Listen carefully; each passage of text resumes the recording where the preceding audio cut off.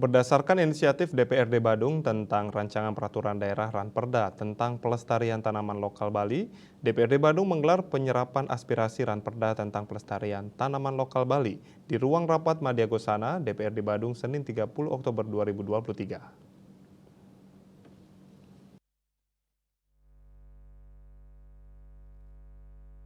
Rapat dipimpin oleh Ketua Panitia Khusus Pansus Iwayan Edi Sanjaya didampingi oleh Ketua Komisi 4 DPRD Badung Imade Suwardana. OPD terkait yang hadir yakni Dinas Pertanian dan Pangan, Dinas Pariwisata, Dinas Kebudayaan, penyusun landasan akademik dari Universitas Warmadewa, Bapeda, Lurah Perbekel se-Kabupaten Badung. Penyusunan Raperda ini bertujuan untuk pelestarian tanaman lokal Bali yang erat kaitannya dengan adat budaya dan agama, khususnya di Bali seperti untuk upacara dewayatnya, manuseyatnya, pitrayatnya, resiyatnya, dan butayatnya, di mana hampir setiap upakara membutuhkan sarana berupa tanaman maupun buah-buahan lokal.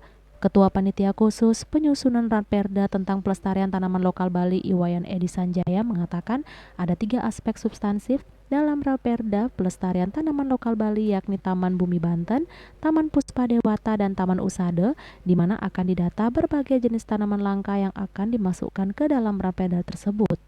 Agenda kita hari ini adalah melanjutkan pembicaraan atau pembahasan tentang rancangan peraturan daerah tentang pelestarian tanaman lokal, di mana rapat hari ini kita perluas dalam penyerapan aspirasi yang dihadiri atau kita undang sampai ke tingkat perbekal, lurah, dan majelis desa alit yang ada di masing-masing kecamatan di Kabupaten Badung ini.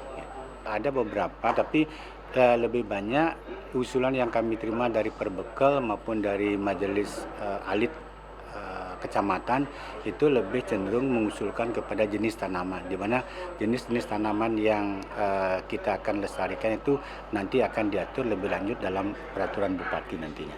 Usulan dari perbekal itu tanaman yang langka itu seperti sentul, cerme, badung, nah seperti itu.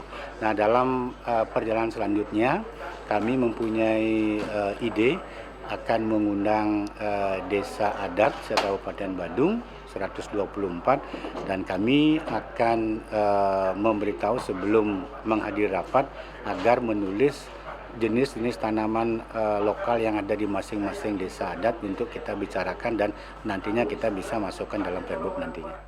Diharapkan Raperda ini dapat menjadi terobosan bagi pemerintah dalam menata lingkungan, terutama dalam upaya mengimplementasikannya membutuhkan ruang kerja satu sama lain sehingga menciptakan ruang hijau yang berkelanjutan. Selain itu dapat menghasilkan manfaat seperti digunakan dalam kegiatan ritual, pengobatan, dan menghasilkan manfaat secara ekonomi. Bunga Widrayani, Bali TV.